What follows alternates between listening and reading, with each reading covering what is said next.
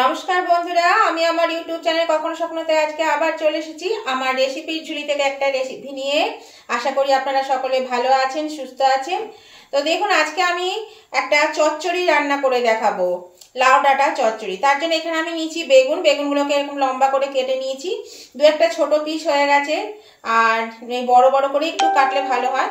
এখানে 4-5টা সিমকে আমি এরকম করে কেটে নিয়েছি। আমি বেশি সবজি দেব না, সেই জন্য কিন্তু আমি সবজি খুব কম নিয়েছি। আর এখানে ছোট ছোট দুটো আলুকে কেটে নিয়েছি, এই দেখুন দুটো আলু কেটে নিয়েছি। আর এখানে এই যে লাউ শাক মানে লাউ ডাটা বেশ কচি ছিল, আমি একটা সিটি দিয়ে নিয়েছি, একটা সিটি দিয়ে সেদ্ধ হয়ে গেছে। আমি সব সময় চেষ্টা করি লাউ কুমড়ো ডাটা বা ডাটা জাতীয় কোনো শাকের একটু সেদ্ধ করে নিতে, তাহলে ভালো হয়, রান্নাটা খুব তাড়াতাড়ি হয় আর গ্যাসটাও কম পড়ে। আর এই দেখুন একদম কচি যেগুলো পাতা ছিল ডগের কাছে সেটাই 2-4টে পাতা রয়েছে, কিন্তু শুধু এখানে ডাটাটাই বেশি। একদম যেগুলো ডগ ছিল সেইখান থেকে পাতাগুলো আমি নিয়ে নিয়েছি, তাছাড়া কিন্তু এগুলো পুরো ডাটা। আমি শাকটা নিয়ে নিই, এই ডগের একটুখানি শাক ছিল সেই শাকগুলো নিয়েছি, একদম শেষের দিকে কচি কচি পাতা কটা, বেশি নেই অল্প কটা আছে। তো চলুন আমি প্রথমে বেগুনটা ভেজে নেব। বেগুন কড়াইয়ে তেল দিয়ে দিয়েছি, তেলটা গরম হয়ে গেছে, তো আমি বেগুনটা আগে ভেজে নিই।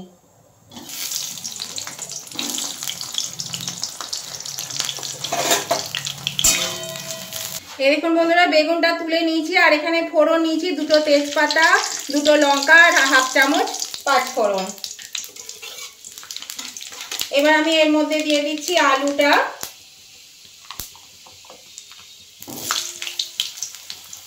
আপনারা কিন্তু আপনাদের পছন্দ মতো সবজি দিতে পারেন, তবে এটা কম সবজি দিয়ে ভালো লাগবে খেতে। আলুটা দিয়ে আমি একটু লাল লাল করে ভেজে নেব।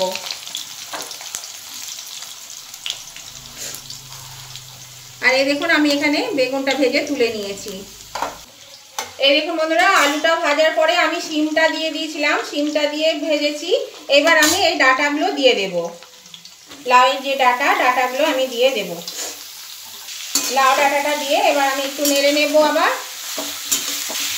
এবার আমি এর মধ্যে মশলা দেব। এর মধ্যে আমি 1 চামচ নুন দিয়ে দিচ্ছি,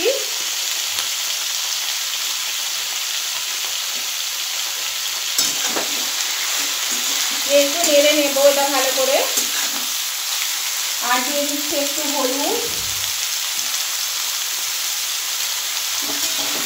অল্প করে হলুদ দিলাম।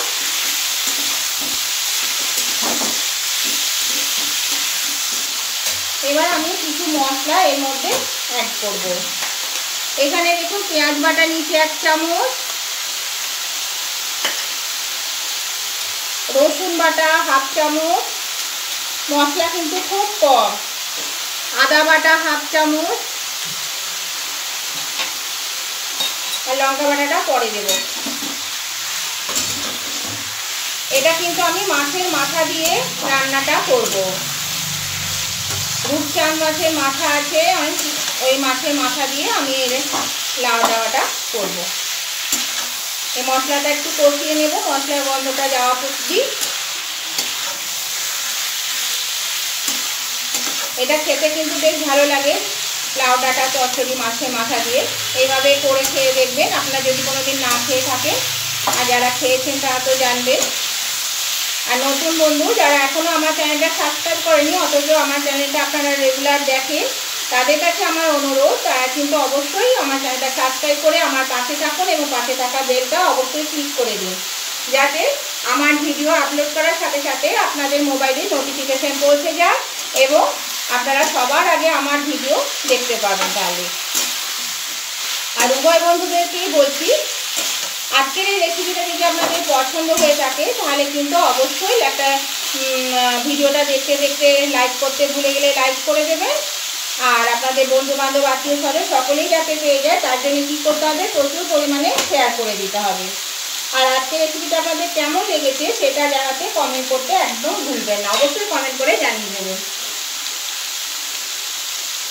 এখানে আমি মিডিয়াম সাইজে একটা টমেটো লম্বা লম্বা করে সরু করে কেটে রেখেছি, টমেটোটা দিয়ে দিলাম। এবার দিয়ে দিচ্ছি ঝাল অনুযায়ী লঙ্কা বাটা, আমি কাঁচা লঙ্কা বাটা দিলাম 1 চামচ মতো। আর এখানে দিচ্ছি 1 চামচ তিল বাটা,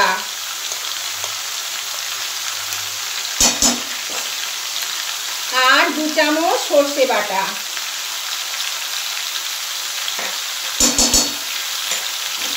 এবার আমি এটা দিয়ে ভালো করে নেড়ে নেব।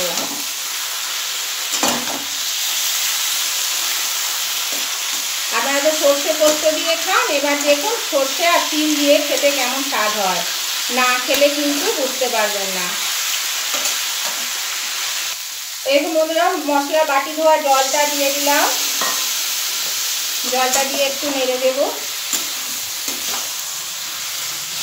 আর দিয়ে দিচ্ছি এই যে মাছের মাথা ভেজে রেখেছিলাম, মাছের মাথাটা দিয়ে দিলাম।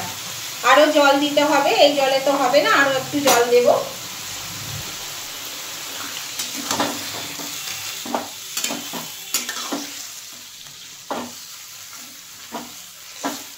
আর নুন দিয়ে দিচ্ছি, অল্প নুন দেওয়া ছিল, 1 চামচ নুন দিয়ে দিলাম। সামান্য একটু হলুদ দিয়ে দিচ্ছি, একটু মিষ্টি লাগবে। 2 চামচ চিনি দিয়ে দিলাম। এবার এটা ভালো করে নেড়ে দেব। এবার আলুগুলো সেদ্ধ হবে, ততক্ষণ পর্যন্ত একটু ঢাকা দিয়ে দিচ্ছি। আজ সিদ্ধ হয়ে এসছে, আঁচটা কমিয়ে দিলাম, ঢাকা দিয়ে দিচ্ছি। বন্ধুরা ঢাকাটা খুলে দিচ্ছি। এবার এখানে যে বেগুনটা আছে, বেগুন ভাজাটা আমি দিয়ে দেবো এর মধ্যে। বেগুন ভাজা দিয়ে এবার আমি এটা ভালো করে নেড়ে দেব। আর ডাঁটাগুলো এত কচি, দেখুন কেমন সেদ্ধ হয়ে গেছে, একদম সেদ্ধ হয়ে গেছে। এমনিতেই একটা সিটিতে সেদ্ধ হয়ে গেছে, এই আলুগুলো সেদ্ধ হয়ে গেছে, ডাঁটাটাও সেদ্ধ হয়ে গেছে। মাছের মাথাটা আর ভাঙলাম না, ছোট ছোটই আছে, ওই জন্য থাক। একটু ইয়ে করে দিলাম, চেপে দিলাম ঠিকই, এই যে বেশি ভাঙবো না। এবার এটা আমি বাড়িয়ে ফুটিয়ে নেব, তাহলে কিন্তু আমার এটা হয়ে যাবে। কারণ এরকম বন্ধুরা এটা হয়ে গেছে, আমি এবার এটা নামিয়ে নেব। তাই নতুন বন্ধু অবশ্যই কিন্তু সাবস্ক্রাইব করে আমার পাশে থাকুন। আর উভয় বন্ধুদেরকেই বলছি, আজকের এই সর্ষে তিল আর মাছের মাথা দিয়ে লাউ ডাঁটা চচ্চড়ি আপনাদের কেমন লেগেছে সেটা জানাতে কমেন্ট করতে ভুলবেন না, অবশ্যই কমেন্ট করে জানাবেন। আর লাইক করতে ভুলে গেলে একটু লাইক করে দেবেন, আর আপনাদের বন্ধু বান্ধব আত্মীয় স্বজন সকলের কাছে শেয়ার করে দেবেন। এটা আমি এবার নামিয়ে নিচ্ছি। এই দেখুন বন্ধুরা আমি নামিয়ে নিয়েছি, এটা হয়ে গেছে। আর এটা কেমন হয়েছে না খেলে তো বুঝতে পারবেন না, এভাবে খেয়ে দেখবেন একবার করে, তাহলেই বুঝতে পারবেন ভালো লাগে খেতে। তো আপনাদের ভালো লাগলে অবশ্যই লাইক শেয়ার কমেন্ট করতে ভুলবেন না। আর নতুন বন্ধুরা অবশ্যই সাবস্ক্রাইব করে আমার পাশে থাকবেন। তাহলে আজকের মতো ভিডিওটা আমি এখানেই শেষ করছি। আবার আমি নতুন ধরনের ভিডিও নিয়ে চলে আসবো। তাহলে টাটা, বাই বাই।